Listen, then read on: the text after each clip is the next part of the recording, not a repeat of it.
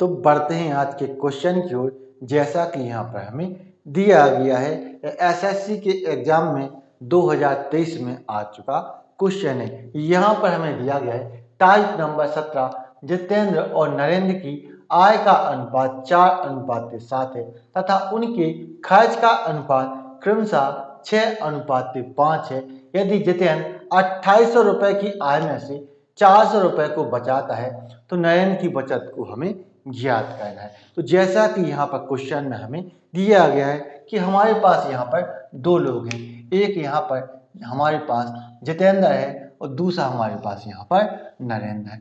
यहाँ पर इन दोनों का एक्सपेंडिचर आ जाएगा, खर्चा आ जाएगा, यहाँ पर दोनों की सेविंग आ जाएगी, बचत आ जाएगी। यदि हम यहाँ पर एक्सपेंडिचर और सेविंग को जोड़ देते हैं तो दोनों की यहाँ पर इनकम आ जाएगा, आय यहाँ पर निकल के आ जाएगा।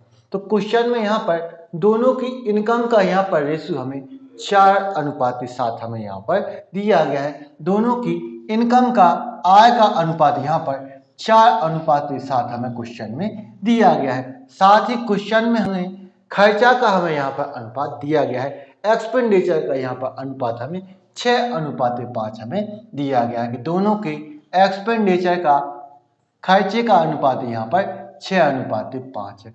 साथ ही अगली लाइन को पढ़िएगा, उसमें हमें दिया गया है कि यदि जितेंद्र 2800 रुपए की आय में से 400 रुपए की बचत करता है तो यहाँ पर इस प्रकार बोला गया है कि यहाँ पर जितेंद्र की सेविंग यहाँ पर 400 रुपए की है, जितेंद्र की बचत यहाँ पर 400 रुपए की है, वो भी 2800 रुपए में, वो भी 2800 रुपए में से। यानी कि यहाँ पर जितेंद्र की आय यहाँ पर 2800 है और 2800 में से वह 400 रुपए की यहाँ पर सेविंग कर रहा है। अब यहाँ से आपको यदि जितेंद्र की आय मालूम है तो यहाँ से आप नरेंद्र की भी इनकम आप यहाँ पर आसानी से निकाल सकते हैं, नरेंद्र की आय भी आप यहाँ पर निकाल सकते हैं। आपको मालूम है कि यहाँ पर 4 यूनिट का मान, यहाँ पर 4 यूनिट का मान यहाँ पर 2800 है, 4 यूनिट का मान यहाँ पर 2800 है।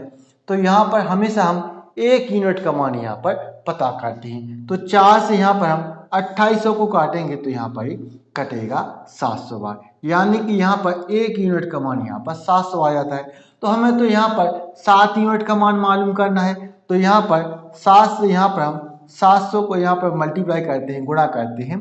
तो यहाँ पर नरेंद्र की आय यहाँ पर 4900 निकल के आ जाती है, 4900 निकल के आ जाती है। तो यहाँ पर नरेंद्र की आय यहाँ पर 4900 निकल के आ जाती है।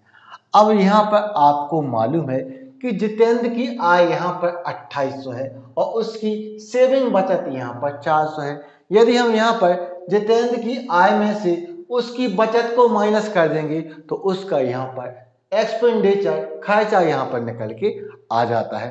तो यहाँ पर हम 2800 में से यदि हम यहाँ पर 400 को माइनस कर देंगे तो यहाँ पर जितेंद्र का एक्सपेंडिचर खर्चा यहाँ पर 2400 निकल के आ जाता है कि यहाँ पर जितेंद्र 2400 रुपए का यहाँ पर खर्चा करता है। यदि आपको यहाँ पर जितेंद्र का खर्चा निकल के आ जाता है तो यहाँ से आप नरेंद्र का भी खर्चा आसानी से निकाल सकते हैं, क्योंकि आपको मालूम है कि यहाँ पर 6 यूनिट का मान 2400 है। आपको यहाँ पर मालूम है कि 6 यूनिट का मान यहाँ पर 2400 है।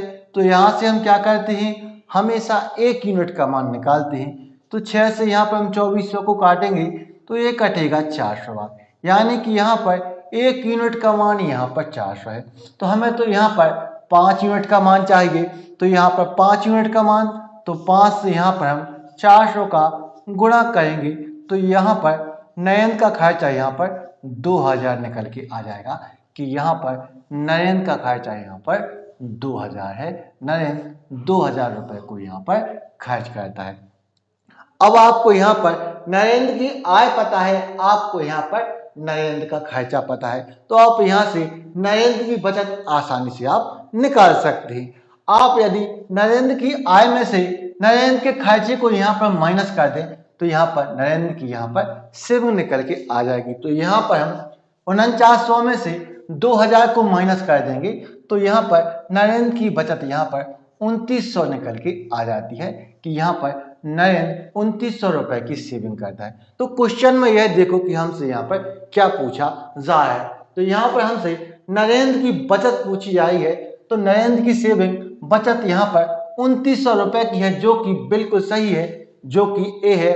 आपको यदि यह वीडियो पसंद आया है तो इस वीडियो को लाइक करें, शेयर करें, हमारे चैनल को सब्सक्राइब करें। तो मिलते हैं नेक्स्ट वीडियो में। Thank you for watching.